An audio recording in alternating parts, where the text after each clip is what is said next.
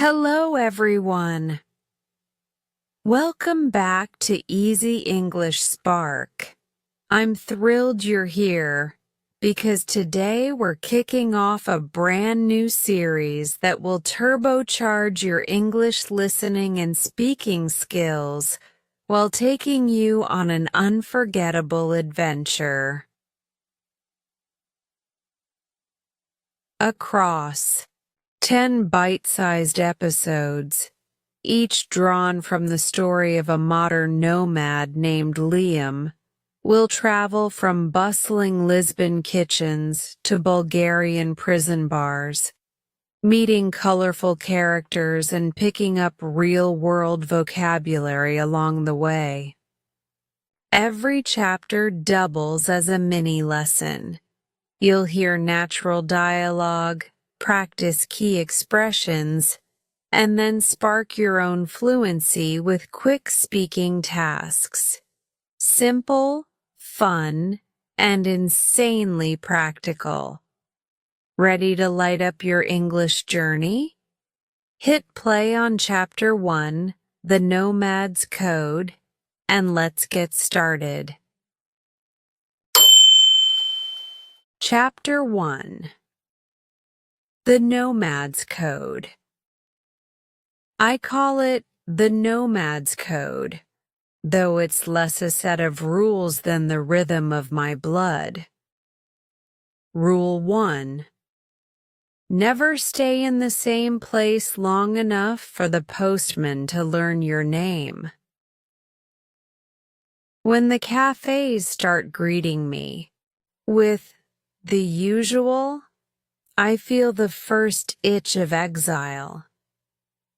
By then, my boots have memorized the back lanes, the market day smells, the curve of the cathedral roof against the sky. That's the signal. Time to shoulder my pack, tip the street musician an extra coin for luck, and vanish before comfort turns into captivity. Rule 2. Seal every winter pact with the sun. Northern Europe teaches you this lesson with finger-numbing. Wines that claw through 4 layers of wool. So each November I migrate south the way swallows do, chasing warmth across latitudes. Lemons in Andalusia, olives in the Peloponnese, tangerines on the Turkish coast. A patched work jacket, a train map streaked with thumbprints, and the promise of light on citrus trees. Those are my winter provisions. Rule 3. Earn your ticket forward with honest sweat, because money that arrives too easily blunts the senses. Picking fruit is perfect. It's seasonal, it's everywhere, and it keeps the hands busy while the mind roams. At dawn, the orchards smell of damp leaves and distant sea. By midday, the crates are heavy with color, and your shoulders burn in a way no gym could replicate. In France, the vineyard foremen pay you in crisp notes and rough red wine. In Valencia, the orange growers add a burlap sack of surplus fruit to your wages. Sunbombs you can live on for days. Every evening I mark the harvest tally in a dog-eared notebook. More for ritual than accounting, because tomorrow the numbers reset and the horizon resets with them. Rule 4. Travel by rail whenever the tracks will take you. Trains are mobile. Villages. You enter a carriage as a stranger and 50 kilometers later, you've traded jokes, bread, and secret fears with people you may never see again. I drift through corridors, sampling languages like street food, a spoonful of Hungarian here, a wedge of Catalan there. On night runs, I sit in the vestibule, door cracked open, letting the dark rush past while steel wheels chant lullabies beneath my boots. I have crossed borders half asleep, woken in new alphabets, and gathered whole friendships between stations nobody can pronounce. Rule 5. Pack like a monk, but carry one indulgence. In my rucksack, you will find 3 shirts, a pair of scuffed boots, a roll of tape that mends everything from tents to torn pockets, and a paperback volume of Rilke's letters, my single luxury.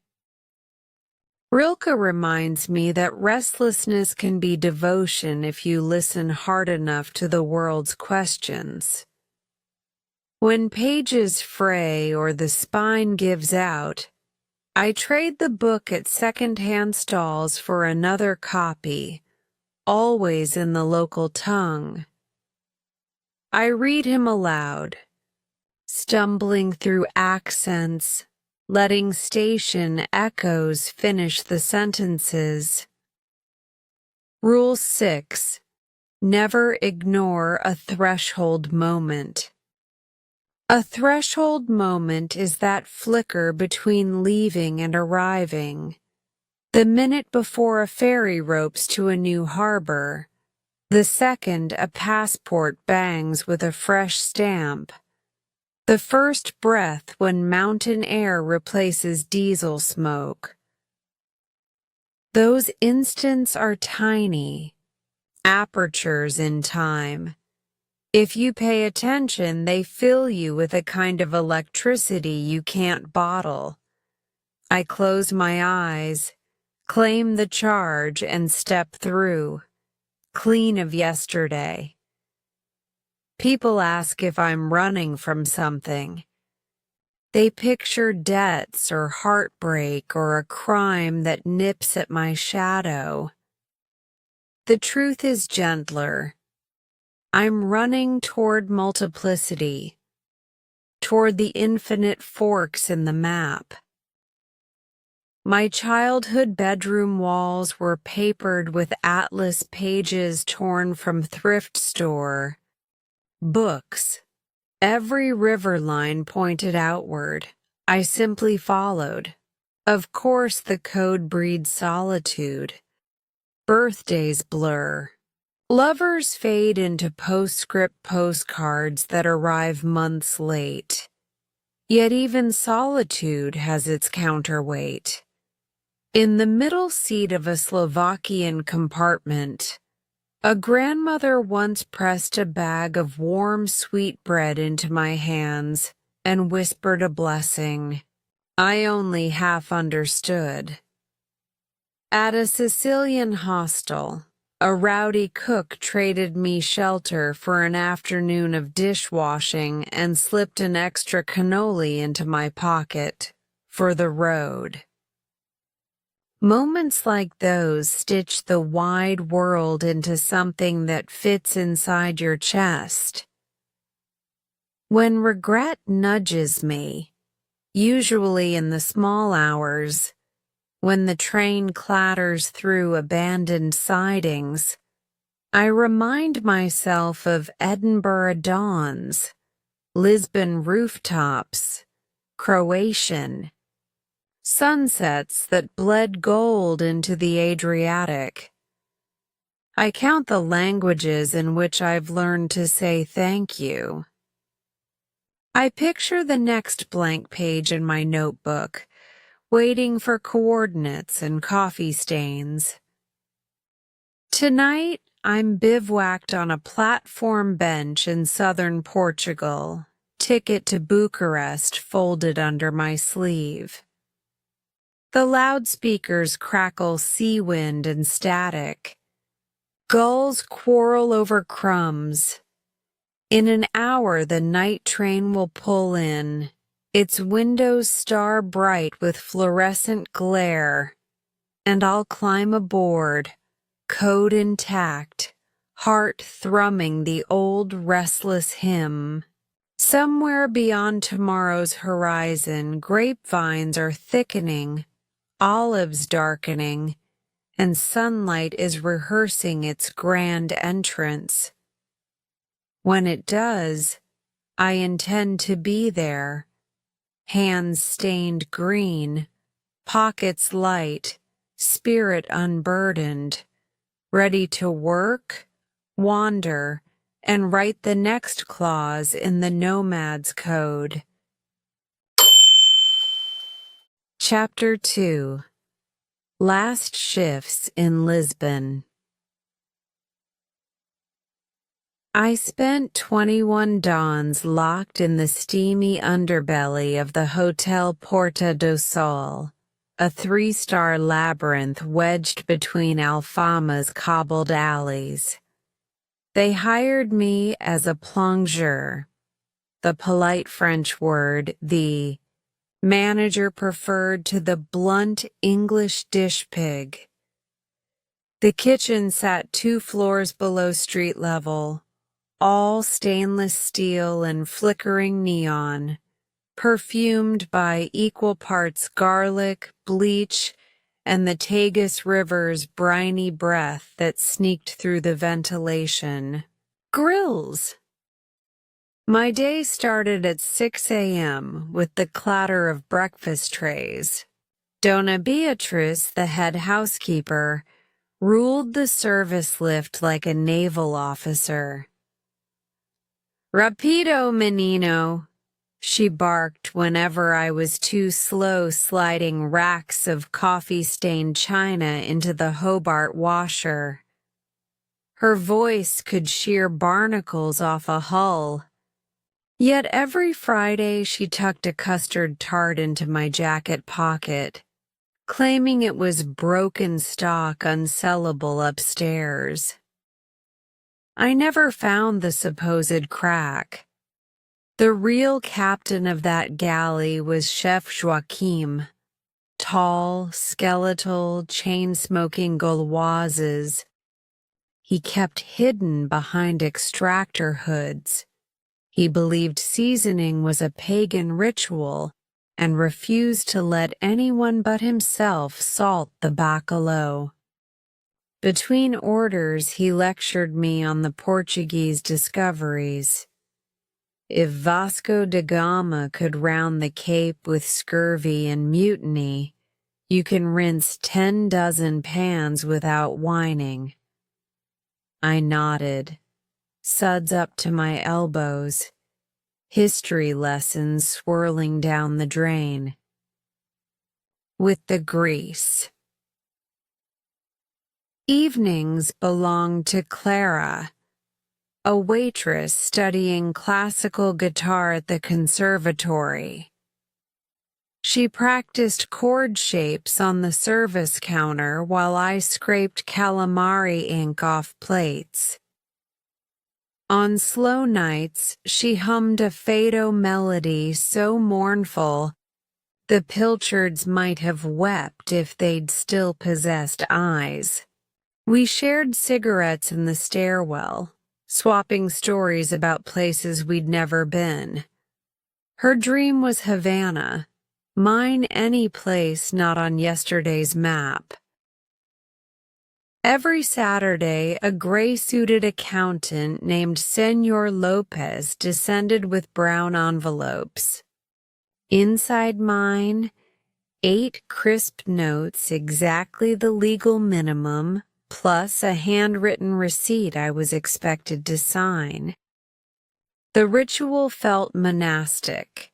His nod, my signature, silence marching back up the stairs. Yet each envelope smelled faintly of lavender water.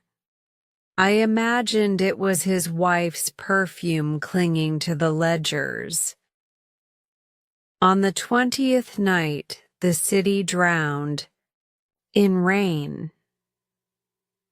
Gutters became silver rivers, and tram bells rang like distant buoys. The hotel lobby filled with stranded tourists whose flights were canceled.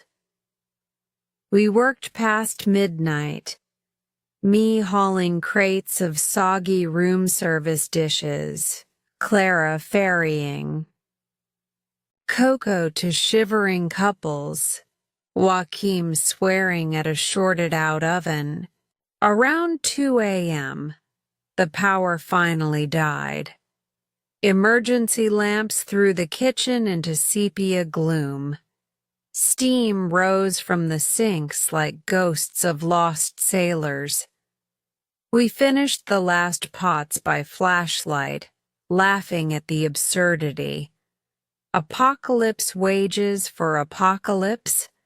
Work dawn of day 21 arrived clear and sharp as flint. I clocked in, knocked out the breakfast rush, and at noon Joachim slapped a postcard onto the stainless table. On the front, a Romanian monastery dusted in snow. Balkan Express, he said, tapping the picture. I saw the schedule in El País. Leaves Porto tomorrow at 07:12. Makes Bucharest by Sunday. Sounds like your kind of madness.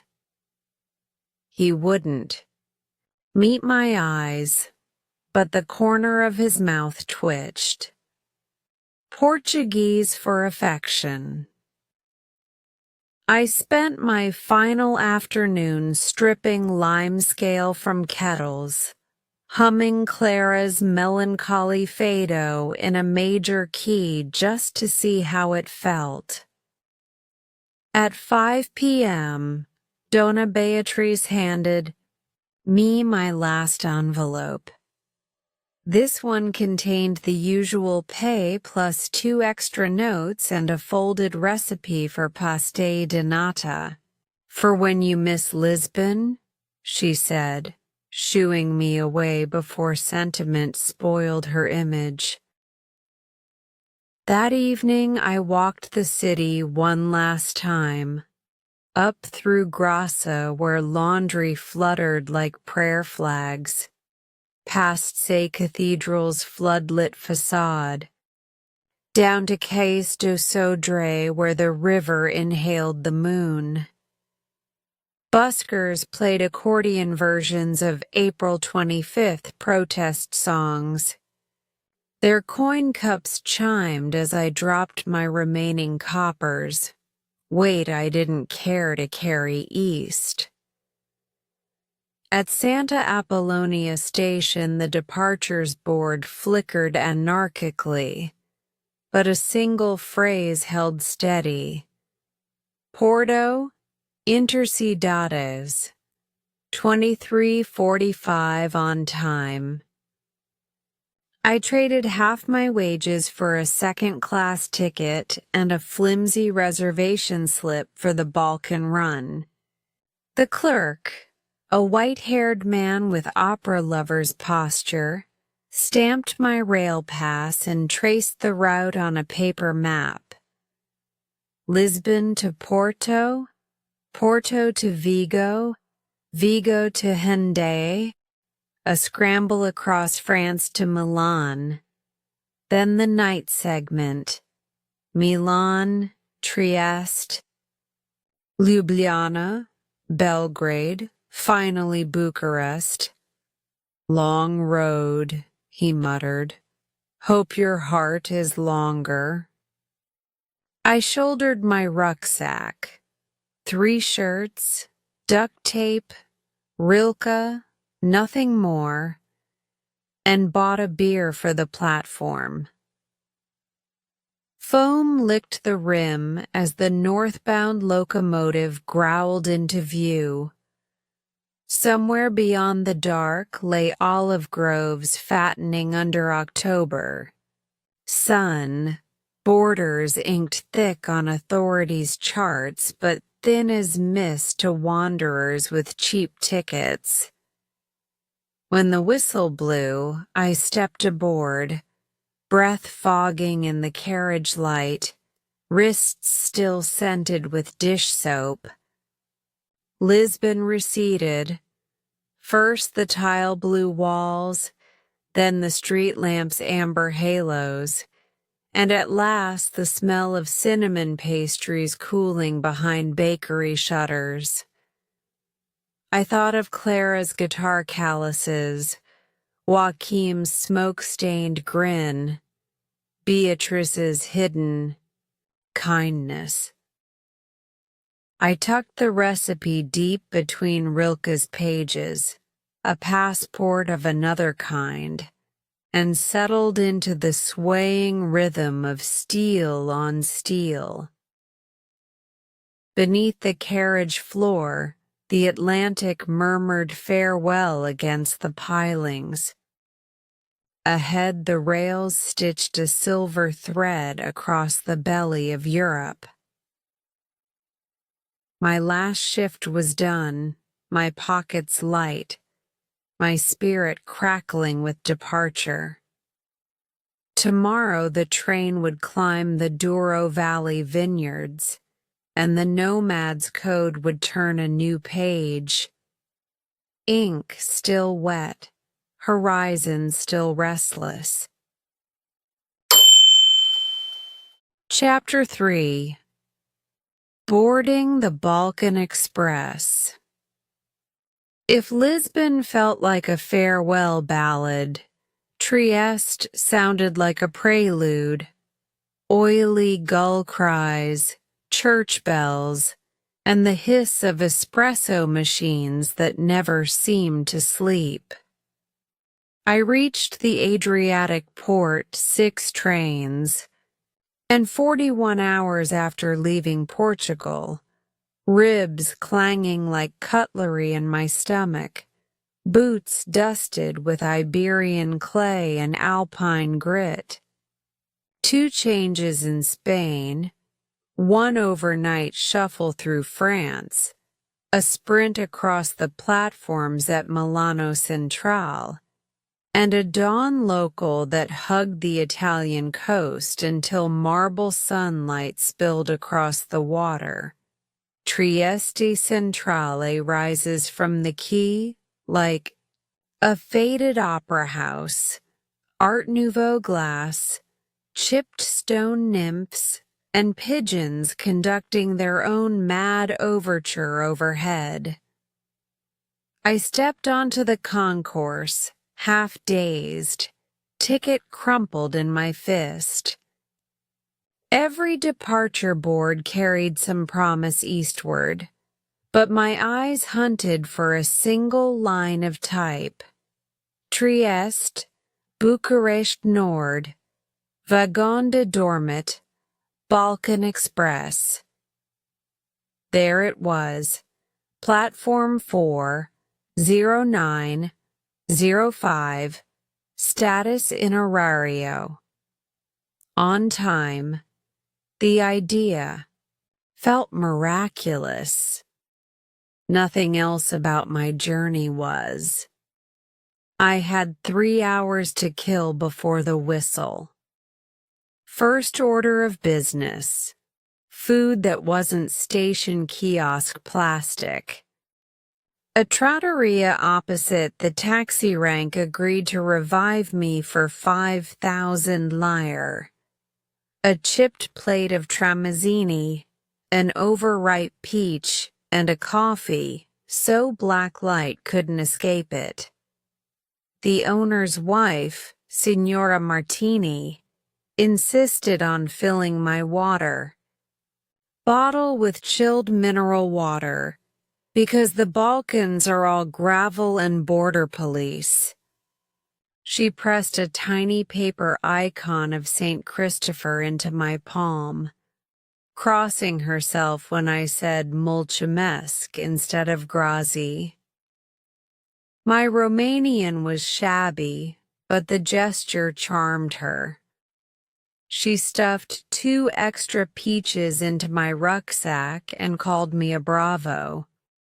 Ragazzo as I backed out the door. Outside, Trieste's seafront shimmered. Dock workers shouted over cranes. A ferry from Split unloaded families in tracksuits brandishing Italian shopping bags like trophies. Yet the moment I stepped through the ticket barrier onto platform 4, the port's clamor seemed to fold inward, as if the tracks themselves absorbed noise the way old velvet swallows light. The Balkan Express waited. 8 weather-stained coaches, painted the green of forgotten wine bottles, plus a Soviet red dining car hitched near the middle like a lipstick grin. Heat haze trembled above the roofs. Windows were open, curtains fluttering like flags of truce. Near the locomotive, a Croatian porter hosed dust off the couplings, humming something that might once have been Elvis. I climbed aboard coach 5, second class. Compartment 12. Bench seats wrapped in scratchy upholstery the color of boiled spinach. A sliding door whose glass bore the ghost print of 1,000 foreheads. No one else had claimed the box, so I staked territory. Backpack on the luggage rack. Jacket folded under my head, Rilke in the mesh pocket, and Signora Martini's peaches within ambidextrous reach. Outside, the platform filled by degrees, students dragging plastic suitcases, grandmothers corralling toddlers, 2 men in immaculate suits comparing gold watches as if synchronizing destinies. A pair of uniformed customs officials strolled past each carriage, glancing but not boarding. Their presence reminded everyone this ride would stitch together 6 sovereignties before it spit us into Romania. At 09:04, the conductor, a rail-thin Slovene with silver epaulets and a whistle chain like a rosary, stepped onto the footplate. 1 long shriek, 2 short bursts, and the coaches lurched forward with the groan of an old wooden ship slipping moorings.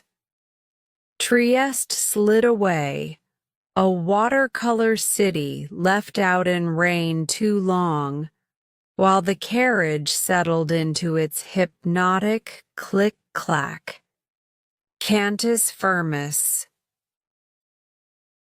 Within 20 minutes, we were climbing the karst plateau, limestone outcrops and red roof hamlets flashing between tunnel mouths. I watched the Adriatic bleed from cerulean to slate behind us, and decided that every journey ought to begin with water, the element of change. Soon after, a ticket inspector swung the door aside. He punched my rail pass, noticed the Portuguese stamps, and raised an eyebrow. "Long trip," he grunted in English tinted by Slavic consonants. I shrugged like a man too seasoned to boast. He stamped again. Trieste Centrale, 27 Oct 95, and moved on, leaving the faint smell of aftershave and diesel. By the time we dipped into Slovenia, Compartment 12 had gained 2 occupants, a barrel-chested Montenegrin named Dragan, bound for Zagreb with a duffel full of motorcycle parts, and a lanky Dutch backpacker, Sophie, who produced a deck of cards and a pouch of licorice within 5 minutes of arrival. We played Go Fish across 3 languages while vineyards unspooled outside, stakes shining like metronome arms under the noon sun.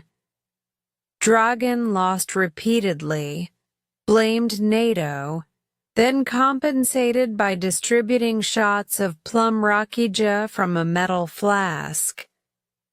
The liquor hit like friendly artillery, first smoke, then fire, loosening tongues and time alike. Ljubljana arrived in early afternoon, pastel facades lining the river like iced cakes. Dragan heaved his duffel onto the platform, shouted a toast to the wandering life, and evaporated into the crowd.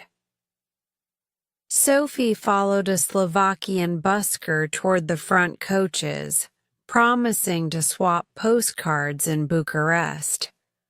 I was alone again, belly warm, mind adrift on alcohol and track rhythm.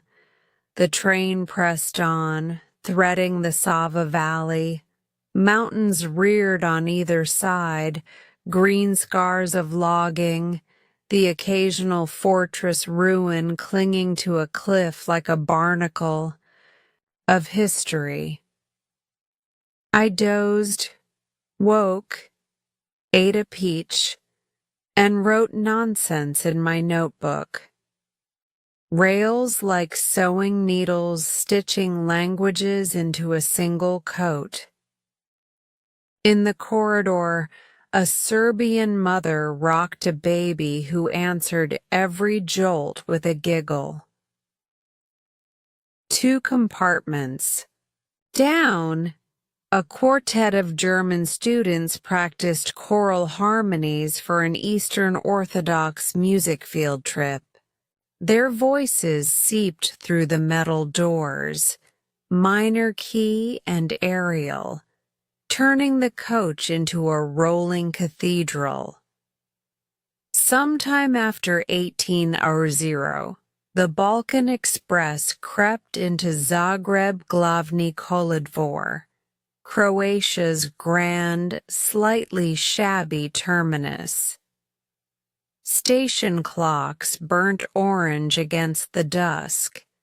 Vendors under striped awnings hawked burek and black coffee strong enough to resuscitate statues.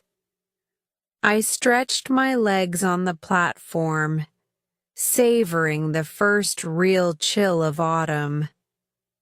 A newsstand radio crackled with football commentary, and the smell of diesel mixed with the sweeter tang of roasted chestnuts. I bought 2 pastries, a newspaper I couldn't read, and a lukewarm grapefruit soda. Back on the train, new travelers were arranging themselves like chess pieces. A spectacled Bulgarian student commandeered the window seat, quoting Kant at whoever didn't flee. A retired Austrian couple stacked matching tartan cases overhead, arguing softly about dinner reservations in Belgrade. Compartment 12 was officially full, a 6-part microcosm of continental intent.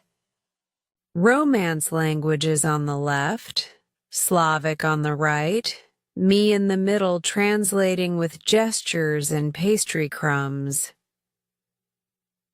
Departure came late, 19:10. The engine's hum settling deeper than before. Night versioned the landscape to silhouette.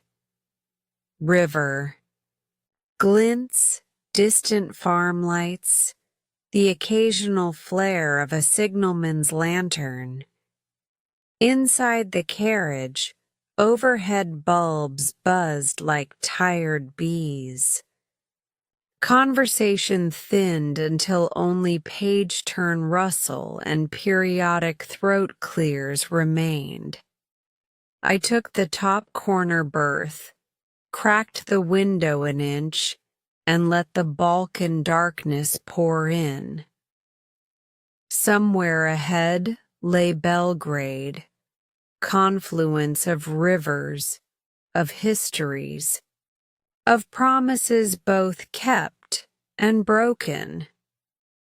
Beyond that, the Danube plains, the Romanian border, then Bucharest, where myths of new work and old trouble awaited. My final waking thought was the lilt of Signora Martini's farewell. Bravissimo, ragazzo, non dimenticare di scrivere, echoing against steel and starlight. Beneath me, the wheels hammered out Morse code nobody could decipher. But I knew the gist. Keep moving, keep listening, keep your heart longer than the road. I slept to that rhythm, unaware that tomorrow's corridor would open to two Canadian strangers with mischief in their smiles, and that every rule in my nomad's code was about to meet its first real test. Chapter 4. Two strangers, one compartment.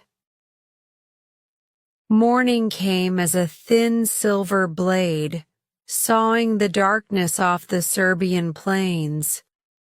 I woke when the train lurched over a junction, forehead pressed to cold glass, breath fogging a private constellation. Fields rolled past, wet stubble, scarecrow silhouettes, crows flapping like torn gloves. Inside Coach 5, the air smelled of radiator dust and the stale cordial someone spilled the night before.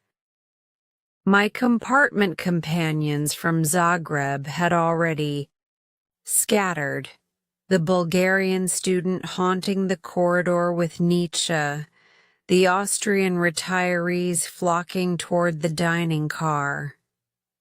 Only empty benches and a half-finished burek testified to last night's congress.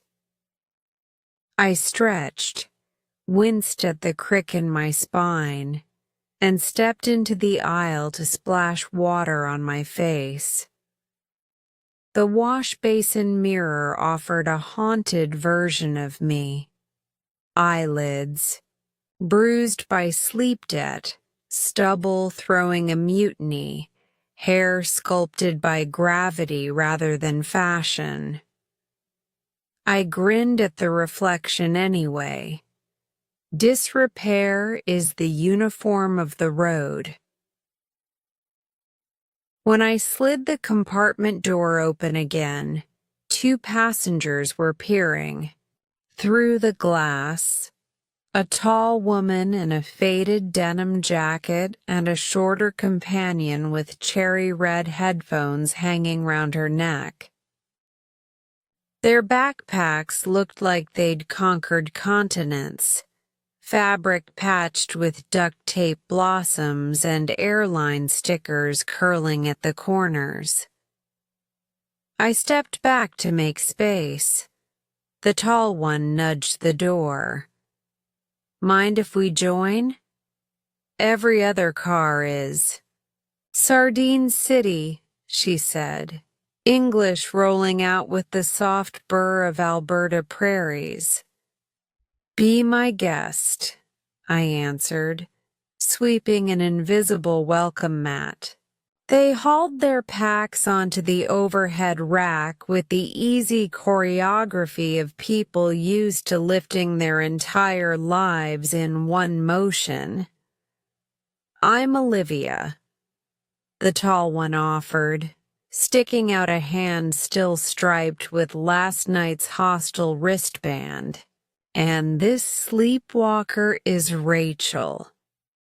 Rachel executed a mock bow, black shoulder-length hair flicking forward. "We come bearing bribes." She produced a plastic bag of pastries that smelled of plum and cinnamon. Just like that, we were allies in the democracy of sugar. Introductions followed. Names, origins, destinations, all the usual border-crossing questions told with theatrical flair. They were Canadians from Vancouver by way of Montreal 6 months, into a loop that had already ringed the Baltic and dog-eared half the Balkans. Their route traced festivals and cheap hostels. Their guiding star was whatever city's street food had just been praised by a stranger in the hostel bar. "And you?" Rachel asked, biting a crescent of pastry. "Where's home when you're not on rails?" "Currently nowhere, hopefully everywhere," I said. Then sketched the short version. Dish pits in Lisbon, vineyard rows in Provence, the gospel of trains and harvests. Olivia's eyebrows rose with each geographic verb.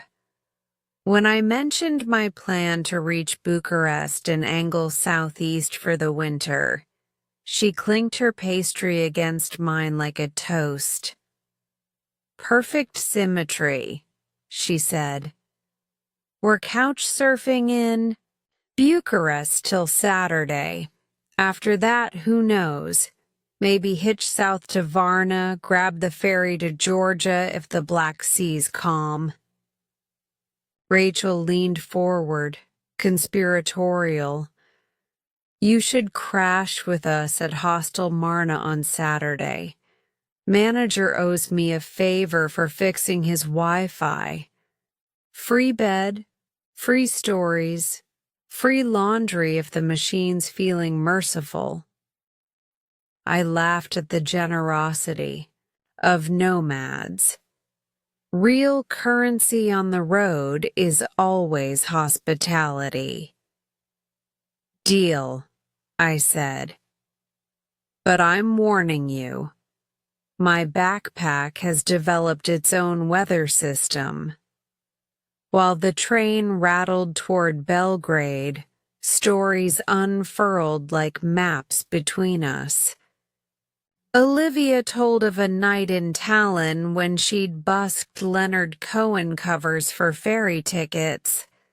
Rachel confessed to smuggling Quebec maple candy across 6 borders because Europeans think corn syrup is an acceptable substitute. I answered, with tales of Portuguese kitchen tyrants and a Slovak farmer who paid me partly in apples, partly in accordion lessons. Some anecdotes were gospel, some embellished for comic effect. In travel, truth and legend trade coats. So often you stop checking for labels. Mid-story, Olivia pointed at something in my jacket pocket. "You travel with your passport half hanging out? Bold strategy." I checked. The burgundy booklet was, indeed, winking from the lining like a mischievous stowaway. I slid it back into a zip compartment. Met a guy in Warsaw who lost his entire pack to a pickpocket, Rachel said. Spent a week at the embassy filling forms the size of medieval scrolls. Duly spooked, I answered, tapping the safe pocket for emphasis. Thanks. Belgrade suburbs announced themselves with graffiti-lacquered factories and satellite dishes angled toward Western soap operas. The train slowed to an apologetic crawl. Horns bleated, pigeons scattered in low gray gusts. At the platform, uniformed guards inspected carriages, but our passports earned only a cursory glance. Olivia snagged a timetable from a kiosk, while Rachel bartered Serbian dinars for 3 coffees that tasted like burnt thunderclouds but renovated our neurons. Back aboard, evening stretched its long indigo shawl over the windows. Compartment lights glowed amber. Outside, the Sava River mirrored neon advertisements in jagged smears. Rachel produced a deck of cards illustrated with cryptids. Bigfoot as the king of clubs, Nessie grinning beneath a queenly crown. High-stakes go fish? She challenged. What's the stake? Loser carries the winner's pack during the Sofia Metro transfer. Sofia Metro has more stairs than sense, Olivia warned. You up for that? I dealt the first hand, heart thudding with the pleasant risk of absurd wagers. We played through tunnels and freight yard sidings, laughter ricocheting off the paneled walls. Olivia won the first round. Rachel feigned despair. I dubbed Nessie the patron saint of long-haul travelers. At Nish, a whistle shrilled and jerky mid-journey tension gripped the car. Border police roamed the corridor, boots echoing like gavels. Olivia and Rachel exchanged a glance, an almost imperceptible nod that said routine, keep cool. When an officer poked into our compartment, Rachel offered passports and smiles in precisely the right ratio. Olivia explained, in courteous Serbian she'd practiced from a phrase book, that the suspicious-looking metal water bottle contained only tea, not vodka. The guard sniffed, shrugged, and stamped our documents with bureaucratic boredom. As the door closed, Rachel exhaled. First stamp of the day, she said, admiring the ink blot. Collect enough and you get a free sandwich at the end of Europe. Around midnight, Coach 5 settled into a fugue of snores and mechanical lullabies. Olivia commandeered the top. Bunk! Rachel stretched along the opposite seat, and I wedged myself against the window where moonlight could find me. The compartment smelled of pastry sugar, instant coffee, and the electric buzz of new kinship. Before sleep scuttled my thoughts, Olivia whispered through the darkness. Saturday night, Hostel Marna courtyard. We'll cook spaghetti on the camp stove. Bring an appetite and a story we haven't heard. Promise, I murmured. Cross your passport, Rachel added, laughing into her scarf. I pressed my fingers to the safe pocket, felt the reassuring rectangle, and let the train's rhythm stitch shut the hours between strangers and friends. Outside, the Balkan night sang on, rails humming, wolves perhaps answering from distant fir hills, or maybe that was just the wind gossiping with itself.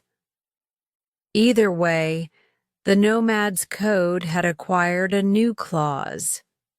Trust the random seating plan. It may hand you allies, alarms, or entire chapters yet to be written. Chapter 5. Tales at 80 km/h. The sun was long gone, but an afterglow lingered on the eastern horizon, violet fading to coal. Inside Coach 5, the overhead bulbs vibrated with a faint mosquito hum, casting a tea-stained light that flattened every color into sepia. The dining car had closed. The corridor smelled of reheated cabbage and cooling steel. Our compartment, 12 square feet of worn upholstery and fold-out bunks, felt suddenly enormous, as if night had stretched its walls. Olivia peeled open the window an inch. Cold air barged in, bringing the damp scent of river reeds and wood smoke from unseen farmhouses. A kilometer marker flashed past. White stone, black digits, too quick to read. The train was holding a steady 80 kilometers an hour, the conductor's idea of compromise between punctuality and the Balkan rail budget. Rachel reclined against her backpack and announced, "Story o'clock. Nobody sleeps until we've traded at least one impossible thing from our lives." I propped my notebook on a knee. "House rules?" "No moralizing," she said, counting on her fingers. "No verifying with maps. No apologizing for exaggeration. We're currency traders in tall tales. Inflation is expected." "Winner gets what?" Olivia asked, flipping her denim collar up against the draft. Rachel thought a moment, then grinned. "Winner gets the front seat in the metro escalator race at Bucharest. Losers carry the groceries." "Deal." Olivia produced a tiny flashlight, setting it upright so the lens beamed at the ceiling like a campfire. Shadows scrambled. "Who's first?" I raised a hand. "I'll start with a kitchen myth. 3 weeks ago in Lisbon, I worked under a chef who claimed he was descended from Vasco da Gama's cabin boy. Swore he'd inherited the explorer's sea legs. Said that's why he could balance 6 plates of sardines up a spiral staircase without a spill. One night, power outage, dinner rush, chaos everywhere. He straps on a headlamp, marches through the dark, and never drops a single dish. When the lights return, we discover the staircase was slick with olive oil from a burst tin. No one else could stand upright. He just shrugs and says, "Atlantic blood, Menino." Olivia chuckled. "Sea legs in a cellar. Hard to top, but I'll try." She cracked her knuckles like a stage magician. Northern Finland, 3 months back. Midsummer sun refuses to set, so a hostel owner in Rovaniemi decides to host a mixtape marathon. Each guest DJs for an hour. I'm on graveyard shift, 3 a.m. A reindeer herder walks in, full antler headdress, silver bells, smells of cloudberry liquor. He hands me a cassette labeled Silence. I figure it's ambient Arctic wind or something. Plug it in, press play, absolute record button. Silence for 60 minutes. But no one leaves. We sit there listening to nothing, and it feels like we're hearing the northern lights themselves. When the tape clicks off, the herder bows and leaves. Next day, the deck eats the cassette. Can't rewind, can't eject. Silence was a single use. Spell. Rachel's eyes glinted. All right, my turn. Last winter in Krakow, I crash at a co-working loft above a pierogi bar. The building's too old for proper heating, so the landlord lends everyone electric blankets wired into a single breaker. One night the circuit blows and the whole loft goes dark. We huddle in the hallway where the only light is a vending machine, one of those ancient models with bubbling green backlight. A Ukrainian programmer pries it open, reroutes a laptop charger through the soda coils, and voila, 12 USB ports glowing inside a shrine of cola bottles. We charge our devices, toast with warm orange Fanta, and code until dawn. When the landlord arrives, he just nods and adds, "Tech-friendly to the listing." I clapped. I concede defeat. Krakow hackers win. Olivia wagged a finger. Ah, but there's a coda. Whoever wins must prove their story at some point down the road. Evidence or witness. Easy, Rachel said, brandishing her phone. I've got a blurry pic of the fizz-powered USB altar. Time-stamped. A sudden jolt rocked the carriage. Outside, sparks sprayed from a passing switch point, painting the night with momentary constellations.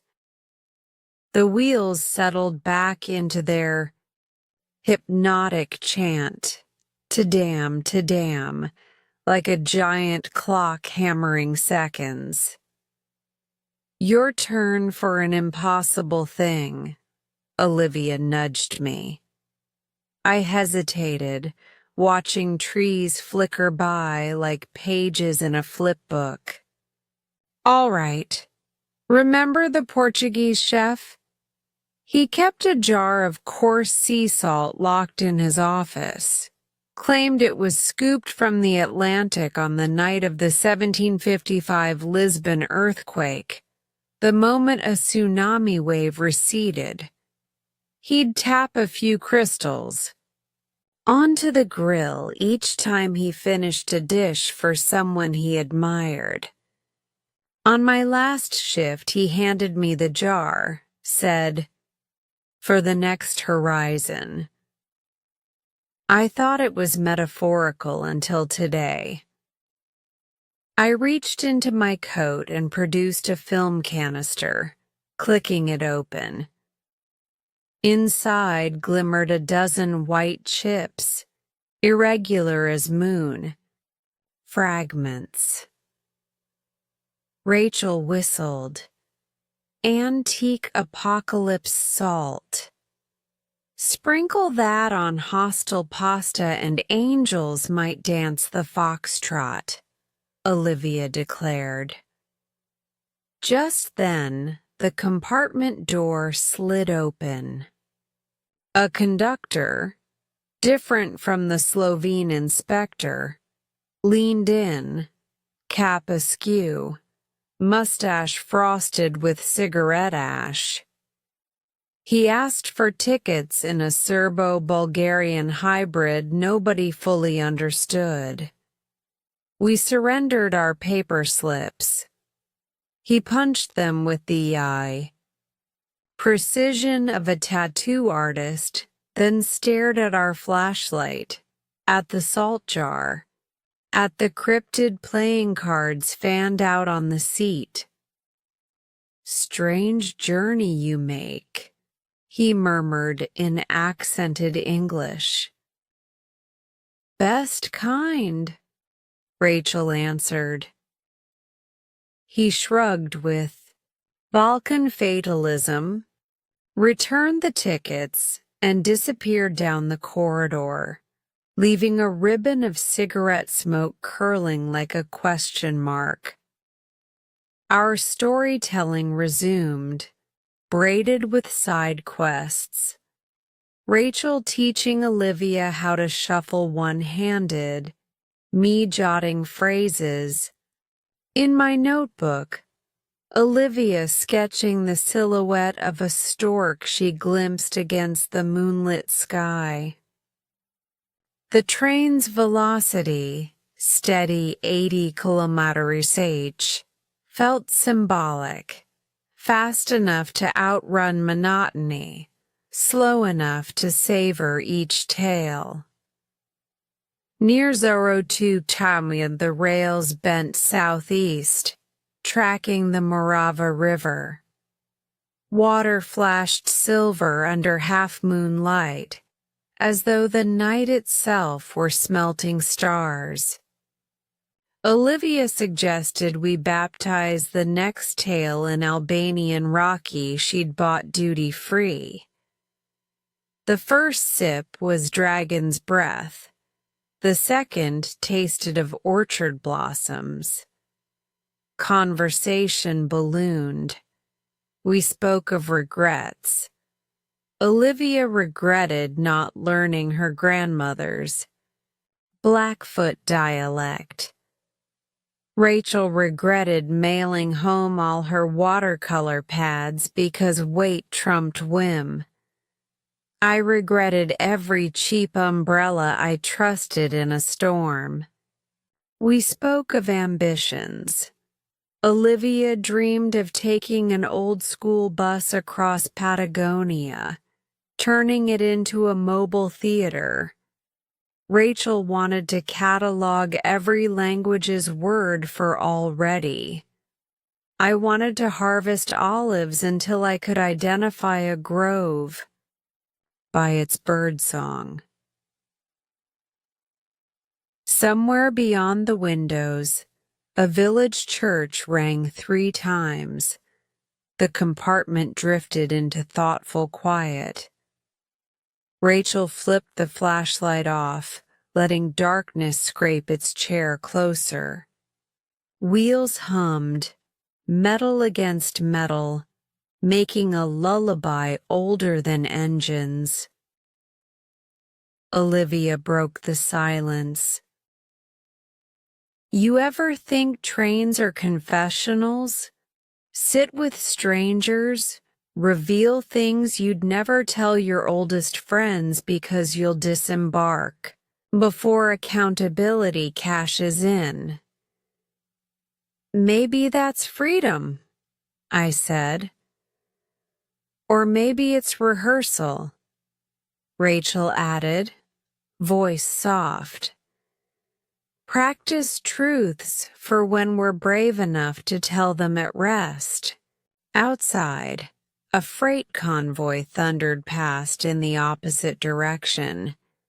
Lights strobed through our compartment like camera flashes. For a heartbeat, we saw each other in harsh relief. 3 pilgrims of momentum, eyes reflecting rails that ran both forward and back. We laughed then, not because anything was funny, but because laughter felt like anchoring ourselves amid relentless motion. 80 kilometers an hour, I realized, isn't speed. It's tempo, the exact beat at which memory stitches itself into story. Final tally, Rachel said at last, stretching. Olivia wins the escalator race.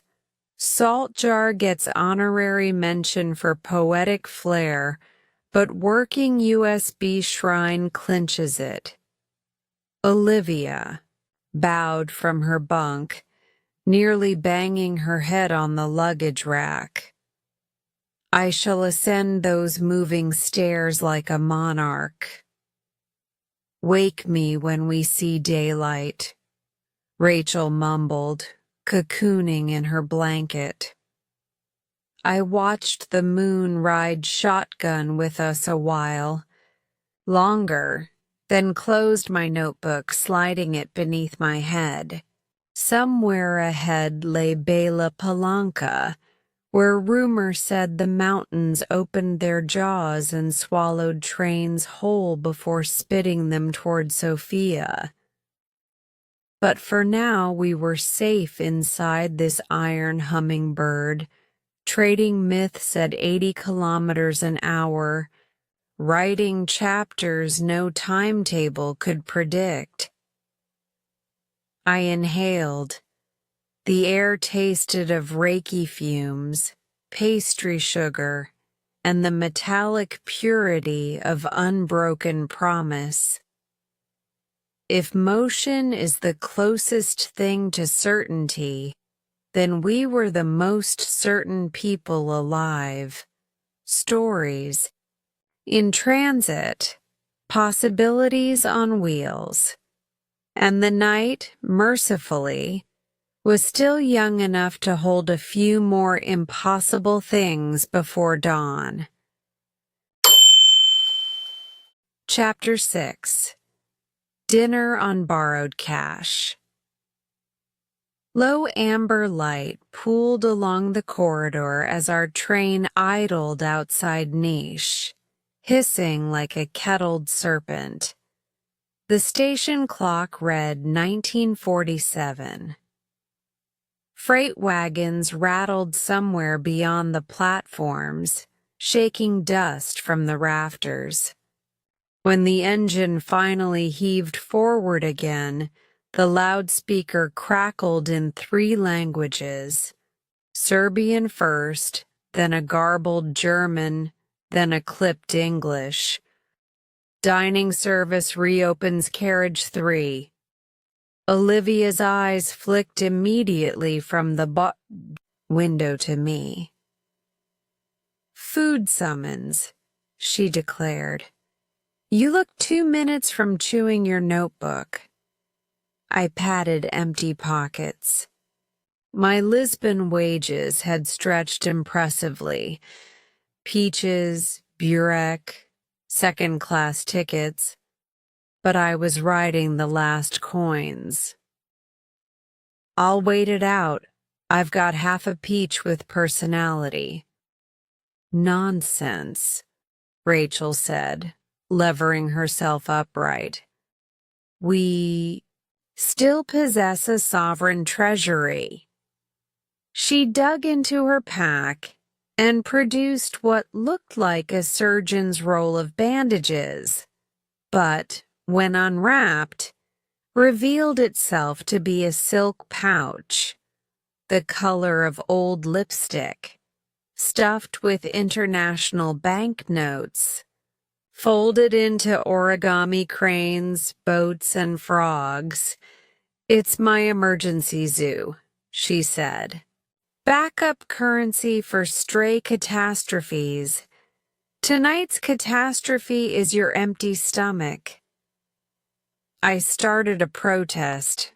Pride, etiquette, the usual duct tape arguments. But Olivia wagged a finger. Travel karma, Liam. Somebody paid for our pierogi. In Gdansk, someone else covered our hostel beds in Varna. We're just resetting the scales. The decision was sealed by a collective stomach growl so loud it made us laugh out loud. We left Coach 5, picking our way past luggage stacks and sleeping legs, until the hallway opened into the dining car. Red vinyl booths, lace curtains yellowing at the edges, a buffet bar that looked purchased second-hand from a decommissioned cruise ship. A single fluorescent tube flickered above the service window like a tired halo. Behind the counter, a waiter in a rumpled white jacket polished glasses with the resignation of a man polishing the same glass for 700 kilometers. He slid us a laminated menu in Cyrillic and French. None of us spoke either language fluently, so we adopted the traveler's method. Point, smile, hope for the best. Rachel ordered 3 mystery plates that turned out to be paprika stewed pork, roasted peppers, and mountains of buttered rice. Olivia negotiated coffee, strong enough to resuscitate Spartans, and the waiter nodded gravely, returning with cups that smelled like artillery smoke. Conversation, already loosened by long rails and borrowed air, flowed like wine we couldn't afford. Rachel told how she once financed a month in Athens by busking with a toy melodica she'd found in a dumpster. Olivia confessed she'd first left Canada because a fortune cookie warned, "Beware of furniture." She'd taken it literally, quit her office job, and never stayed near a desk since. "Your turn," Rachel said between mouthfuls. "What cracked the shell on your wandering habit?" "My father's map drawer," I answered, surprised by my own immediacy. He kept outdated atlases, pages where countries existed for 6 years and then vanished. Those ghost borders felt like invitations. Figured I'd start walking before ink dried on the next erasure. Olivia tapped a spoon against her mug, studying me. "You ever miss being mapped yourself? One address, one set of neighbors?" I tried to imagine it. Regular post, a local barista learning my name. But the vision felt like wearing someone else's shoes. Possible, but blister sure. "Sometimes," I said. Then a train whistle blows and the longing evaporates. At the next table, 2 French cyclists debated tire pressure in hushed tones. Beyond them, an elderly Serbian couple split a plate of pickled vegetables, hands meeting in the middle like time-creased petals. The car rocked gently, brass light catching in half-empty glasses. It felt suspended from the world, an orbiting canteen where currencies, languages, and destinies were briefly exchangeable. When the bill arrived, it was handwritten on a cigarette carton, the ink beading in tiny grease-proof dots. Olivia unfolded one of Rachel's origami cranes, flattening it into a 100 Deutschmark note, ridiculously overpaying in dinars. The waiter's eyebrows climbed Everest. He darted to the cashier, returned with a fist of local currency so thick it needed a rubber band. Rachel shoved the change at me. "Emergency zoo breeds fast," she said. "Consider this your starter. Kit for Bucharest." I opened my mouth. She shut it with a look that brooked no negotiation. We made our unsteady way back through the rocking vestibules. Every carriage felt hotter, the air thicker with sleeper's breath and radiator sighs. At our compartment door, Rachel paused. "One condition," she said, lowering her voice. "If fortune flips and you're the one swimming in notes someday, promise you'll spot 2 starving strangers a meal." "Make it 3, Olivia corrected. "I promise," I said, and meant it with the clarity that comes only aboard night trains, where promises are lighter than suitcases, yet somehow heavier than schedules. Inside compartment 12, the bulbs had been dimmed to a bruised orange. The Austrian retirees were already cocooned in tartan blankets, snoring contrapuntal duets. At the far end, our Bulgarian philosopher had given up on Kant, drooling into a book of crossword puzzles instead. We perched on our bunks, whisper laughing as we licked pepper sauce from our fingers. Rachel passed around a square of chocolate she'd been saving for a sign. A sign of what? None of us could say, but we broke the bar anyway. 3 snap-crack pieces, shared like communion. When silence finally thickened, I lay back, cradling the wad of change in my palm. Train rhythm drummed the coins into my lifeline. To damn, unknown, unknown. Somewhere beyond the metal skin of carriage walls, border posts waited with their lamps and questions.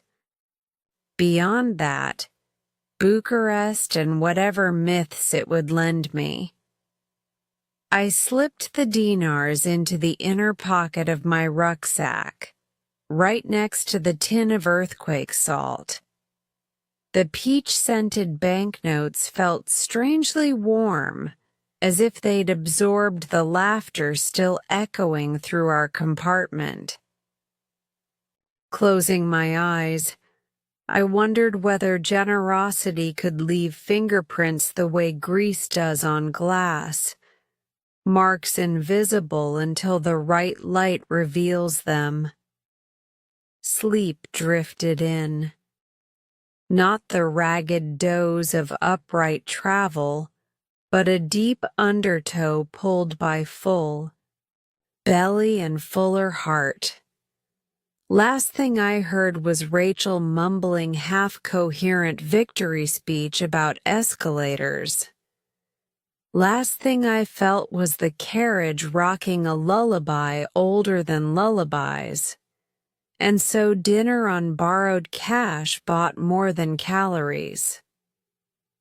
It purchased new clauses in the Nomad's Code. Accept kindness without bargaining. Repay it forward. Interest compounded by distance. Never underestimate the alchemy of strangers with spare currency and good intentions. Outside, the Serbian, darkness flowed backward, wiped clean by our passing. Ahead, the rails kept writing silver sentences into the night, each bolt a comma, each mile another dependent clause in a story stretching well beyond what any of us could yet read. Chapter 7. An Unexpected Stop in Niche. The train's motion had long since become a cradle, a steady swing that coaxed the mind toward dream edges without ever granting full sleep. Then, at 3:37, by the glowing face of my travel watch, the cradle seized. Brakes shrieked. My shoulder slapped the compartment wall. All down the corridor, metal groaned like a wounded tuba. And then, silence so complete you could hear individual rivets cooling. Rachel snapped upright. Olivia, eyes half open, muttered, "Not Belgrade already, is it?" I slid the window a palm's width. The air outside was cold enough to bite and smelled of damp brick and furnace smoke. Beyond the ballast, a sodium floodlight revealed a platform sign stenciled in Cyrillic. Niche, niche. We were 60 kilometers earlier than the timetable. Swore we should be. Station lamps threw sickle-shaped shadows over abandoned luggage carts. A lone mutt trotted the length of the train, nose to the rails, as though appointed night shift inspector. Inside our carriage doors slammed, voices rose, Serbian, German, Danish, all flavoring the same question. Why have we stopped? A conductor charged past, walkie-talkie hissing. I leaned out. "Mechanical?" I asked. "Signal fault and a burnt axle bearing." He fired back in hurried English. "Minimum 90 minutes. A shrug, God's will or railway budget. Hard to tell which. Rachel's gaze toggled from me to Olivia. 90 minutes is practically a vacation. Olivia's grin formed even before the idea finished crystallizing. Platform recon? My protest didn't make it past my lips. The platform beckoned with its own strange gravity. Cracked tiles, handwritten timetables, the promise of a story that couldn't be had inside upholstered walls. We layered on jackets, tiptoed past the snoring Austrians, and dropped onto the concrete with a soft thud. At first glance, Nish Station looked deserted, an architectural afterthought in yellowing stucco. Yet the ticket hall pulsed with thin life. 2 vending machines coughing instant coffee, a kiosk flogging newspapers dated 2 days behind reality, and a glass booth where a clerk in fingerless gloves sold platform tickets to no one in particular. Above our heads a mural, faded socialist realist, depicted Titanic locomotives bestriding wheat fields. Someone had graffitied speech bubbles in English. "We are delayed but heroic." Rachel, ravenous again, homed in on a grandfather selling burek from a pushcart. The pastry steam smelled of lamb, dill, and ridiculous comfort. She bought 3 slices for the price of 1 Canadian metro ride, tipping the man an origami fish folded from a Romanian leu. He looked at the paper creature, laughed, and tucked it behind his ear like a cigarette. We settled on a weather-beaten bench under a broken clock frozen at 1407. 2 nomadic Canadians and 1 wandering Lisbon dishwasher sharing midnight bread. A stray cat leapt onto Olivia's lap, declared itself family, and purred with the conviction of a small generator. "Imagine," Rachel said around a mouthful of pastry, "if delays were the real schedule and timetables merely rumors." "Everything important in my life," Olivia answered, scratching the cat, "has sprung from somebody else's mishap." A gust of wind barged through the hall, carrying with it a strain of brass music, half melody, half echo. We followed, the sound to a side door propped open with a crate of empty soda bottles. Outside, in a soot-stained courtyard, 5 teenagers in mismatched marching band uniforms were practicing under a naked bulb. Tarnished trumpets, a snare drum, a dented tuba. Their teacher, a man with cigarette ash eloquently lengthening by the second, conducted with a biro. When their piece stuttered to an end, Olivia applauded. The tuba player bowed, cheeks still puffed. He spoke halting English. "School contest tomorrow. Need night practice. Less. Neighbors complain." Rachel produced her melodica, the same dumpster-rescued toy that had funded Athens, and offered to jam. Laughter ricocheted off brick. Within minutes, the courtyard became a ragtag orchestra. Balkan trumpets, melodica squeals, my train whistle harmonizing as percussion on a rusty oil drum. The bandmaster's cigarette finally surrendered its ash like a flag. Somewhere overhead, windows slammed open, then closed. Either curses or applause, impossible to judge. At 04:25, a sharp trill sliced the fun. 2 short, 1 long. The conductor's recall.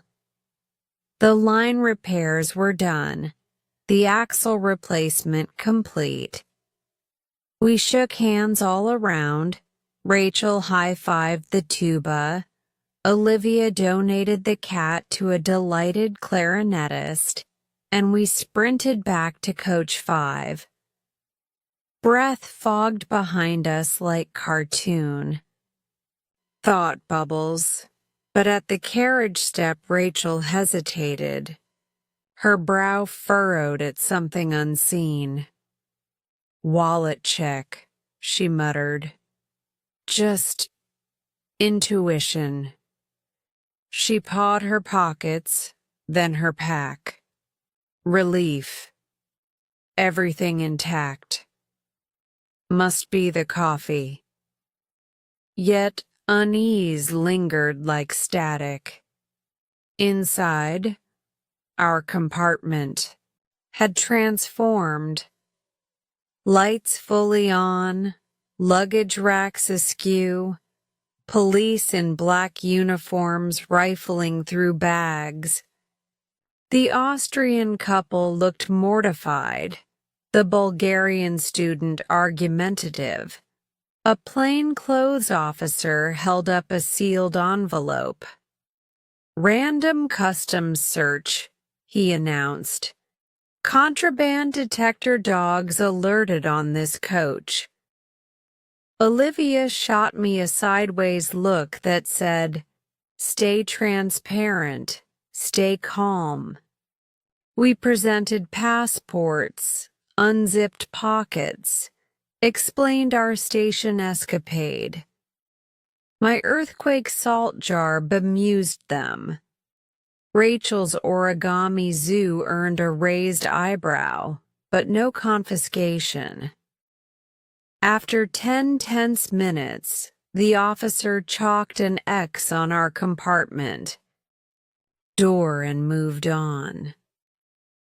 As the train groaned back to life, Rachel exhaled a breath she seemed to have been holding for months.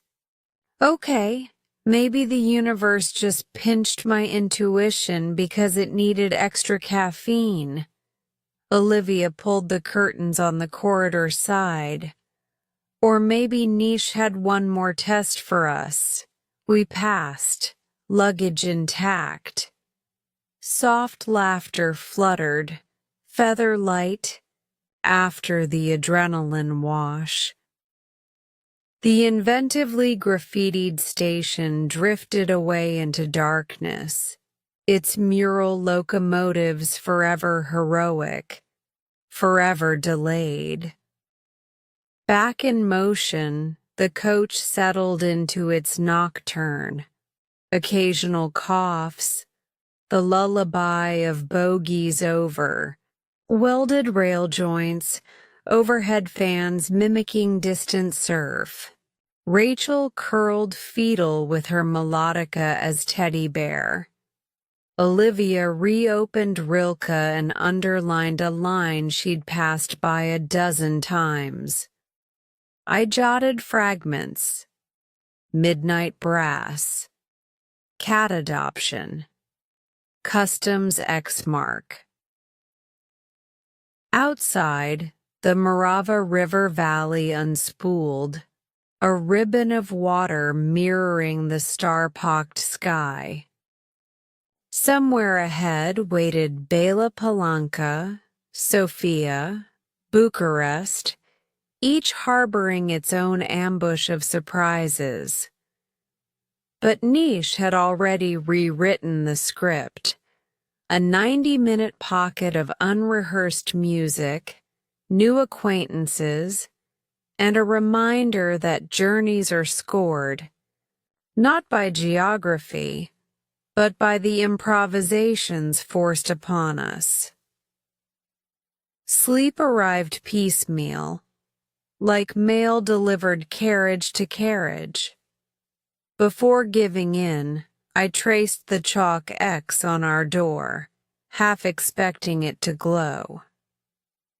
It didn't, of course. Magic prefers subtle mediums. With the click-clack mantra under my skull, I let the train carry the three of us eastward, our bellies full of lamb burek, our heads humming brass chorales, our story now marked, indelibly, by an unexpected stop in Niche. Chapter 8. Border Lights and Uniforms. Day still hid below the horizon when the conductor's whistle yanked us out of half-sleep once again. 05:42 by my watch. A sign on the platform, half swallowed by gloom, spelled Bella Palanca. Bela. Palanca. Letters ghost-lit by a single mercury lamp.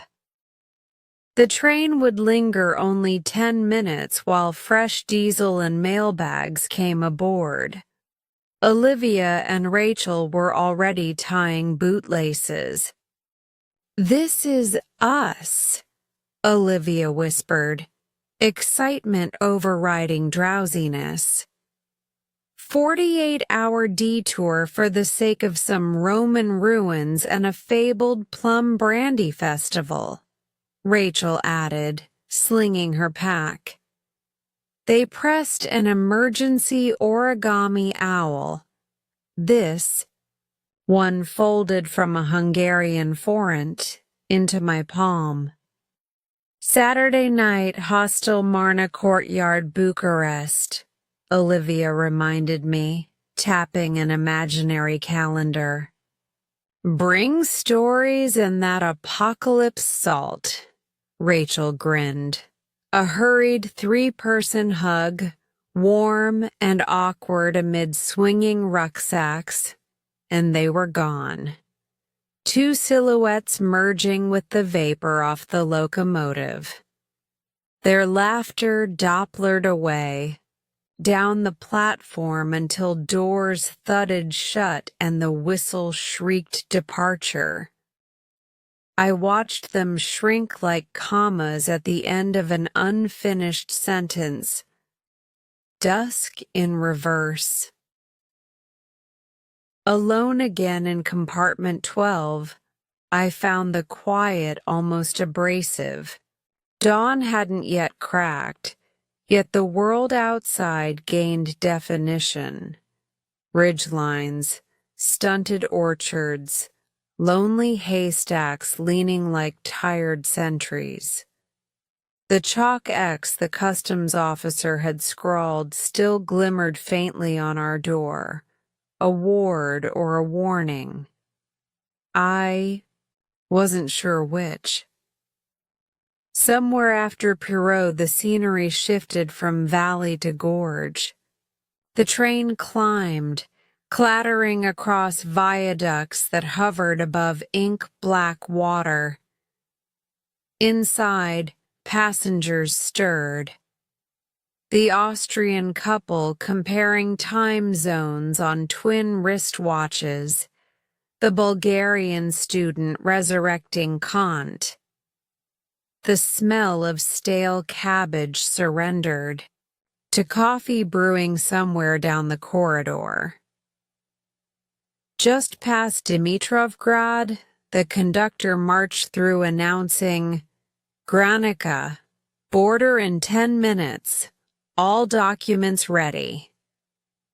People obeyed with the reflex of schoolchildren before inspection. Bags zipped. Coats buttoned. A superstition as old as passports. First contact. Serbia exit. On the Serbian side, the procedure was brisk but theatrical. 2 officers in forest green uniforms boarded with portable lamps that made everyone's skin look hospital pale. Stamps thunked. Visas fluttered. My own passport earned the most perfunctory glance yet. The Lisbon pages drew a non-committal grunt. They chalked a second mark, this one a white check, beside the earlier X and waved me onward. 5 minutes later, the train rolled forward, clanks echoing like chainmail. Outside the window, a barbed wire fence flashed silver. A final Serbian watchtower receded into blue fog. For a moment, no man's land swallowed us. Frost-whitened scrub, ghost trees, silence thick as paraffin. Floodlights in Kalatina Gorge. Then, boom, the Bulgarian frontier exploded into light. Stadium-grade flood lamps turned night into tungsten. Schön. Signal boards blinked crimson. A bilingual sign, Kalatina u Kalatina, slid past my window, followed by a parking lot packed with army green jeeps. The train brakes wailed and we stopped with locomotive precision, exactly opposite a low cinder block building crowned by razor wire. Search teams materialized out of glare. Customs officers in navy greatcoats, immigration police in black tactical vests, railway engineers in orange vests flapping like flags. Their boots crunched ballast in metronomic unison. If Nish had been a curious rummage, Kalatina felt choreographed. Border management is ballet. Two shepherd dogs bounded alongside, noses raking carriage seams. One paused, barked at my compartment door, then moved on. My heartbeat kept pace with the hound's tails, the compartment audit. At 06:31, an immigration lieutenant rapped twice and slid our door open. "Passports and luggage inspections, please," he said in firm, almost accentless English.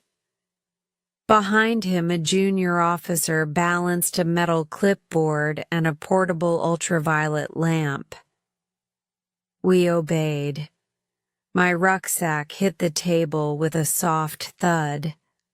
Out came shirts, notebook, Rilke, Lisbon chef's salt jar, the folded owl, the chalk-smudged dinars. The lieutenant lifted the salt tin, rolled it in his palm. "Sea salt?" he asked.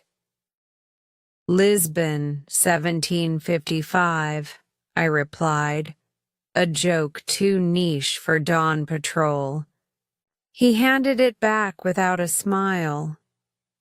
The junior officer's UV lamp swept our belongings. Ink on passports flared neon. Banknote watermarks glowed like deep-sea creatures. When the beam hit Rachel's owl, it burst aqua, origami casting lighthouse. Rays across the compartment ceiling. The officers exchanged a glance, half curiosity, half amusement, before waving the lamp onward. No contraband, no issue. They repacked quicker than I could, slapped a square purple exit stamp beside Serbia's blue and chalked a third symbol, D, under the others. A private algebra only customs understood. Door slid shut. Footsteps receded, waiting for clearance. Outside, luggage cranes loaded crates onto a siding freight. Breath plumed from workers like steam from minor volcanoes. The entire train seemed to hold its lungs, while a senior inspector strolled roof level. Catwalks, checking brake cables with a flashlight. Finally, he thumbed a green lantern. Steel couplings clanged, the engine throttled. Floodlights blinked out row by row until only the last tower kept vigil, blade white against paling sky. And then we were moving, slow, then faster, into Bulgaria proper. The whole ordeal took 45 minutes, yet felt both shorter and longer, compressed and stretched by adrenaline. Aftermath on the rails. As the first real sunrise bled over the Rodop Mountains, Compartment 12 looked as though a whirlwind had practiced origami inside it. I repacked methodically, pausing to study the chalk trinity on the door. X, D. Exit, entry, infinity, a riddle for another mile. The Austrian couple celebrated clearance by unwrapping ham sandwiches layered with horseradish. They offered one to me. The Bulgarian student closed Kant and muttered, "Borders are social fictions," then proceeded to catalog every military alliance Bulgaria had ever joined. I leaned into the window, watching frost spin off sleepers, roofs. The tension in my neck uncoiled, but in its place came an odd hollowness, as if the spotlight interrogation had burned away some insulating layer I didn't know I had. For the first time since Trieste, I felt truly alone. No Canadians with wacky jokes, no courtyard brass band, only my reflection sliding over frosted fields.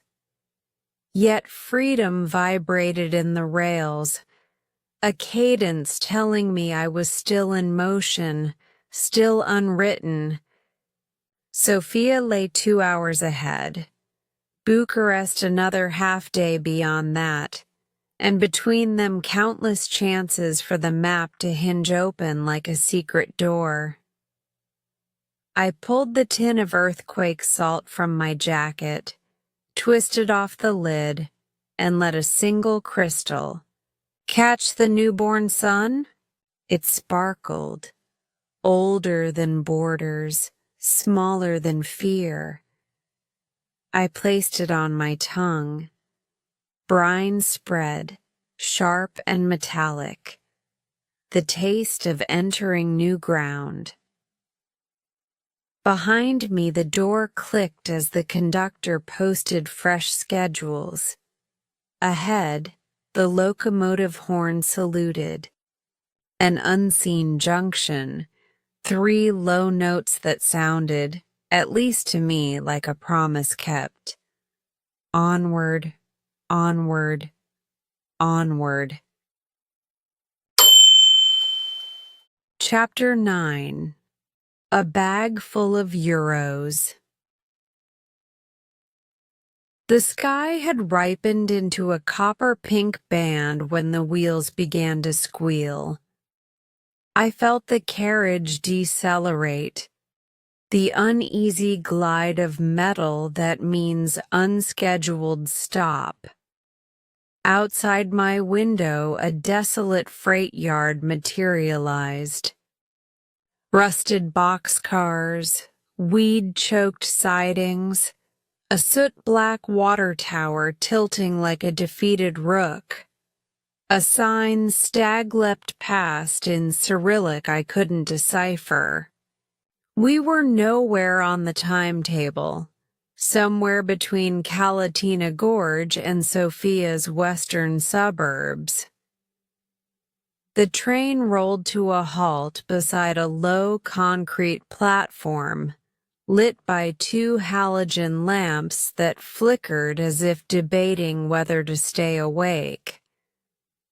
Moments later, floodlights on hinged masts snapped alight, flooding the tracks with harsh white brilliance. Diesel fumes hung trapped under the sudden glare. Doors clanked open. A squad of uniformed officers in forest green greatcoats strode down the ballast, boots crunching in perfect rhythm. German shepherds strained on short leads, claws sparking against gravel. The officer in front called orders through a handheld loudhailer. The words were Bulgarian, but customs inspection was universal in any language. Windows slid open all along the coaches, sleepy faces blooming with confusion. Our compartment door rattled. 2 policemen entered without preamble, one tall, buzz-cut, clipboard tucked under an arm. The other stout, mustachioed, eyes narrowed to forensic slits. Passports. Luggage, the tall officer said in measured English. We obeyed, heartbeats suddenly syncopated. The Austrian couple surrendered their tartan suitcases. The Bulgarian student produced a battered satchel filled mostly with books. I lowered my rucksack, the same road-scarred pack that had followed me from Lisbon, onto the seat. Clipboard officer scribbled visa numbers while mustache unzipped bags. He rummaged through clothes with clinical disinterest until he reached mine. The moment his gloved hand touched the main compartment, he paused. Subtle, but I saw it. He squeezed as though testing ripeness, then eased the zipper wider. Out came my shirts, notebook, the Lisbon salt tin. Then his fingers brushed something stiff, rectangular. He lifted a vacuum-sealed brick the size of a paperback, wrapped in clear plastic, edges banded with blue currency straps marked $100. The notes inside were pristine, straight from the press, serials in gleaming order. Time did something strange then. It became both syrup slow and hummingbird fast. I heard my own intake of breath echo, felt the compartment tilt even though the train was motionless. Mustache set the bundle on the table as tenderly as a newborn, reached in again and retrieved another, then another. 5 in total, then 10. Each thudded onto the formica with a soft, terrible finality until they stacked waist-high. The Austrian woman whimpered. The Bulgarian student stopped breathing altogether. Buzzcut looked up from his clipboard, expression unreadable. Sir, please step into the corridor. Wait, those aren't mine, I managed, voice cracked with disbelief. I've never seen... Corridor, now. I followed, legs running on borrowed electricity. Passengers craned necks as we passed, their eyes reflector bright in the floodlights. Who was this criminal emerging from coach 5? What sin had rail travel conjured this time?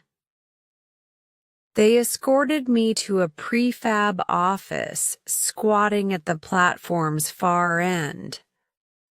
Inside, fluorescent tubes buzzed like angry locusts.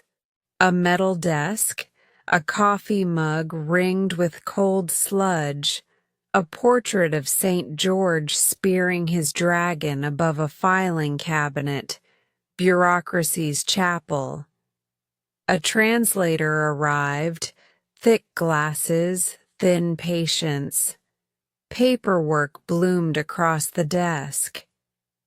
Buzz cut. Now.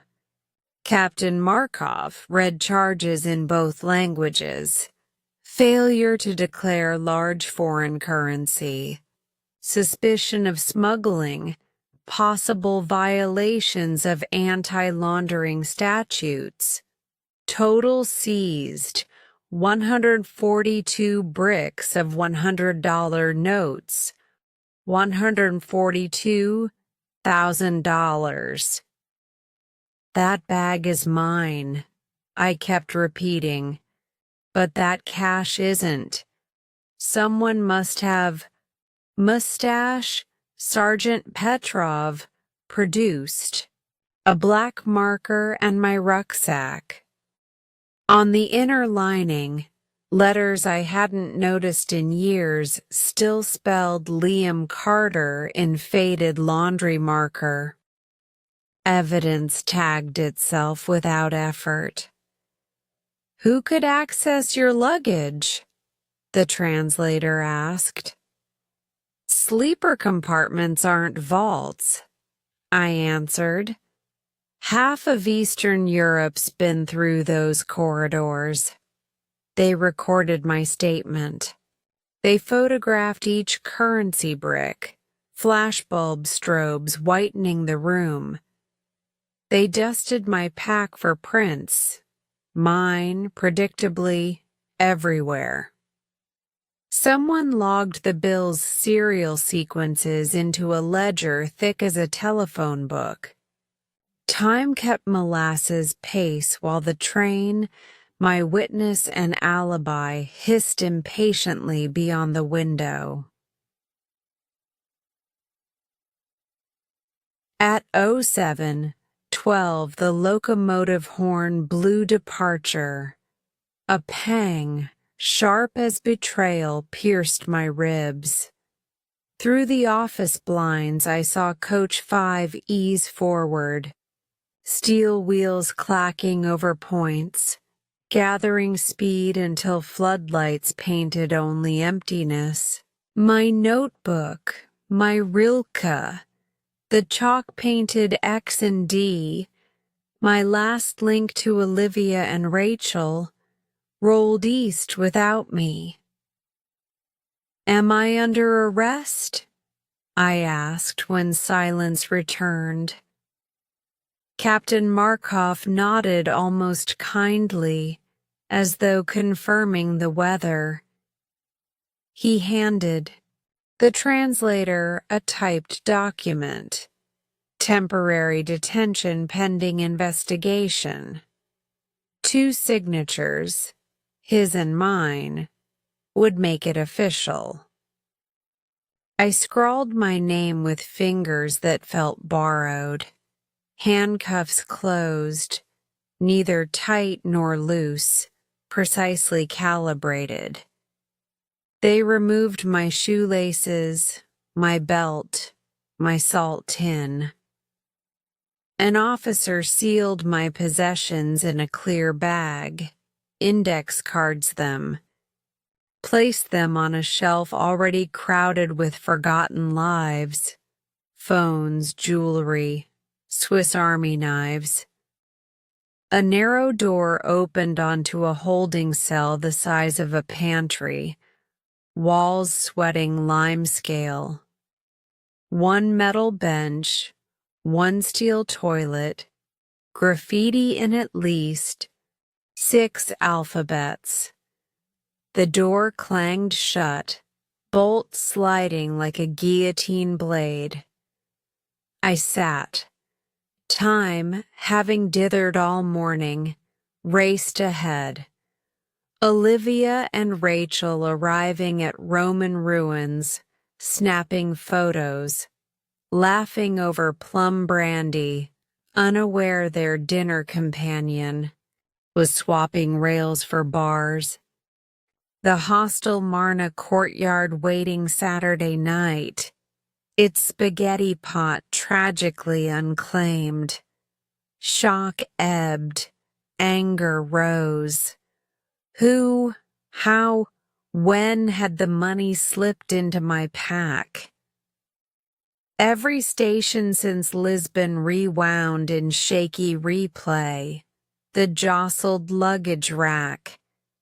In Zagreb, the corridor traffic during Nisha's customs sweep, the crush of passengers at that tiny Serbian siding. Or, God, had it been Bela Palanka? A backpack switch in the midnight scramble. Yet the laundry ink Liam Carter proved the bag's identity. The riddle only deepened. Hours bled. Noon came, judged by rectangle of sun on the opposite wall, and with it a guard bearing a plastic tray, bread hard enough to sand lumber, pale soup, a dented tin cup of water. I thanked him in Bulgarian wretched accent. He nodded, surprised, and left the door ajar just long enough for fleeting corridor sounds. Footsteps, muted radio, a kettle whistle. For distraction, I inventoried cell graffiti, a Cyrillic love poem, a crude Greek sailing ship, a tally of days scratched by someone patient to 79, then abandoned. Beneath the tally, in English, someone had etched a single sentence. Borders are stories the powerful tell. I laughed, couldn't help it. Half hysteria, half admiration for cosmic humor. The Bulgarian student's voice echoed, borders. Our social fictions. He never knew how sharp his thesis would cut. Evening settled. Fluorescents winked to life, buzzing their insect hymn. Captain Markov returned with a clipboard. You will be transferred to provincial investigative detention. In Sofia tonight, he said. Your cooperation noted in the report. Embassy may visit tomorrow if requested. Any idea where the money came from? I asked. He considered, then shook his head. If I knew, our conversation would be shorter. Paperwork marched. Signatures multiplied. A chain of custody thicker than my arm documented every Eurobrick like rare artifacts. I was led, hands cuffed, feet unshackled, down a corridor to a paddy wagon idling under jaundiced streetlights. As its doors closed, I caught one last glimpse of my reflection in the station office window. Not the itinerant dishwasher of Lisbon, not the raconteur of Coach 5, but a silhouette boxed in by steel and suspicion. The van growled onto the highway, taillights painting the night blood red. Somewhere beyond the hills, the express train thundered toward Sofia on schedule, and 2 Canadians were perhaps raising a toast to tomorrow's reunion. I imagined the melodica's wheeze, the courtyard brass, the chalk symbols on our compartment door, all tiny galaxies spinning without knowing their star had fallen out of orbit. The road jostled. My wrists ached. Yet under the thrum of tires, A contrary rhythm drummed, the old nomad's pulse, stubborn as a weed, muttering that every detour, even a cell door, is only another chapter setting its hook. I memorized that pulse like a song, because the night was long, and in the absence of freedom, a story is the only key that still fits the lock. And so the van carried me toward fluorescent halls and interrogation rooms, while a ghost question rode shotgun beside us. Who paid for those immaculate euros, and why had they chosen my bag as courier? The answer, I sensed, would not arrive gently, but it would arrive, and when it did, the map would once again redraw itself in lines no customs officer could erase. Chapter 10.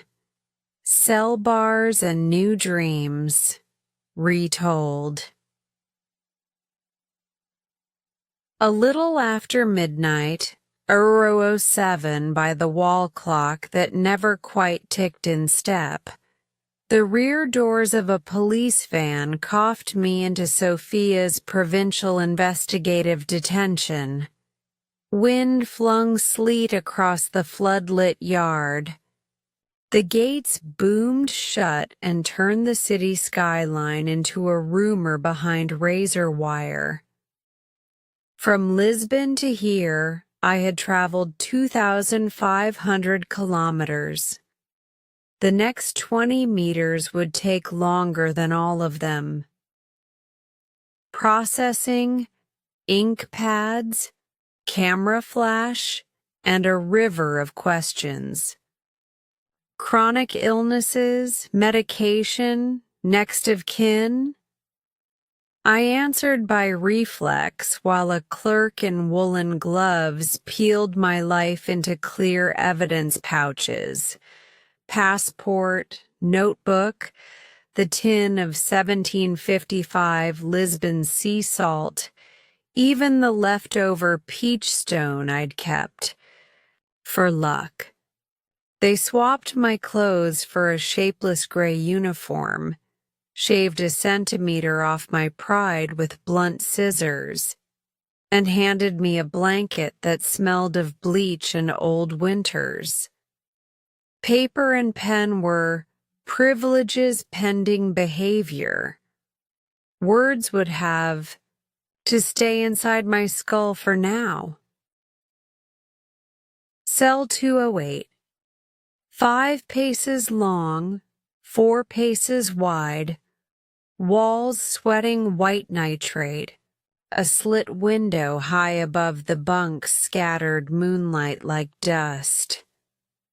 The top bunk belonged to Boris Tzvetanov, Georgian by birth, sailor by trade, accused for printing his own maritime certificates. Thick-set, sea-calloused, eyes the color of deep water. First night is a broken bone, he rumbled in serviceable English. It hurts until it starts knitting. We traded short versions of our crimes. Mine, unknowingly transporting $142,000 in vacuum-wrapped hundreds. His, believing paperwork mattered more than salt air skill. We agreed both indictments sounded like bad punchlines. A day's anatomy. Life behind the bars marched to a bureaucrat's drum. 6. Siren shriek, head count. Bitter barley gruel, 08 year, interrogation queue. 12 year, yard, A cracked asphalt rectangle where detainees orbited in cautious dialects. Consular hours if you were lucky, dead time if you weren't. Shout, supper, bread dense enough. To patch walls. Mail call, rumors. 2. How, lights dim but never die. Sleep comes in loose change, not banknotes. Noise never set. Doors slammed, radios leaked folk pop. Someone down the tier coughed as though auditioning for a medical museum. Question rooms. Interviews took place in room 5C. 2 chairs, 1 desk, a Bulgarian flag drooping like a tired question. Captain Markov and Velikova slid Polaroids across the surface. My rucksack sliced open, the Euro bricks stacked like ivory. Then waited for my miracle explanation. I boarded in Trieste with 3 shirts and a book, I kept repeating. Someone else packed the fortune. They noted every syllable but stamped my file, high flight risk. Truth travels slower than cash. Night school. Boris refused idleness. Evenings he taught knots made from shredded blanket, bowline, rolling hitch, the thief's knot, insurance for a future we could barely picture. I repaid him with canteen hacks and dish pit physics from hotel kitchens. How to boil an egg with a metal mug and 2 wires. How steam kills bacteria and time. By week 2, we had gained a 3rd student. Walid from Aleppo, jailed for allegedly selling counterfeit olive oil labels. Walid swapped Arabic slang for English idioms. His favorite became, "Not my circus, not my monkeys," applied to every fresh rumor with scholarly delight. At lights out, stories replaced cigarettes. One cell over, a Moldovan claimed he'd hidden diamonds inside violin rosin. A Ukrainian boasted of smuggling parrots in liquor crates. When my turn came, I spun the brass band rehearsal at Niche, the floodlights at Kalatina, and the 3 chalk symbols the border guards had painted on our compartment door. The men listened as if I'd piped spring air between the iron bars. Mail. That walks in circles. On day 10, a warder tossed me 1 sheet of ruled paper. My letter to Olivia Reed and Rachel Nguyen, care of Hostel Marna, pleaded for any scrap of evidence.